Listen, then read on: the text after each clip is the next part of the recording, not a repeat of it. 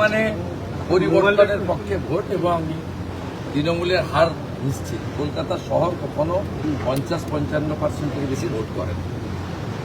কলকাতাতে দেখা যাচ্ছে যে কেন্দ্রগুলো নিয়ে সমস্যা তৈরি হচ্ছিল, আতর দিয়ে দেওয়া হয়েছে, রিকলের সিদ্ধান্ত নিয়েছিল হিসাবে। একদম একটা ইভিএম টেম্পার করলেই রিপোল হবে কাল।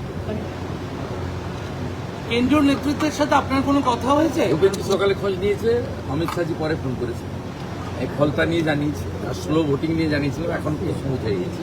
মমতা বন্দ্যোপাধ্যায় বারংবার অভিযোগ করছেন যে Rigging হচ্ছে। কোথাও রিগিং হচ্ছে, কোথাও ওনার পোস্টার ছিঁড়ে দেওয়া হচ্ছে, কোথাও বাইরে থেকে কেন পুলিশ অবজারভার, আরে ভাই। এই সব অভিযোগগুলো আপনি কিভাবে দেখছেন? এই এত অভিযোগ। আর 4 তারিখে বিকেলে প্রেস কনফারেন্স করতে হবে তো, তার কারণগুলোকে গুছিয়ে সাজাচ্ছে। শুভেন্দুদা, বিদায়ী মুখ্যমন্ত্রীর কেন্দ্র মানে যেটা মিত্র ইনস্টিটিউশন, সেখানেই যেটা আমরা আমি ওখানে 7টা বুথ ঘুরেছি, কোথাও কোনো প্রবলেম হয়নি। ওই এখানে 2টো বুথ আছে, আপনার জয় হিন্দ ভবন, ওখানে ওদের পার্টি অফিসও আছে শুনেছি, নন অফিসিয়ালি পৌরসভাতে। কিছু বাংলাদেশের মুসলমানকে এনে রেখেছিল ওখানে, যাদের নাম ভোটার লিস্টে নেই, ডিলিট হয়ে গেছে। উস্কাত ছিল, আমিও পেশেন্সলি অ্যালাউ করছিলাম 10 মিনিট 15 মিনিট।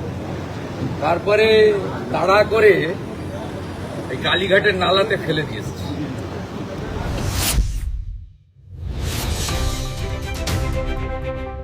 Vision News 29।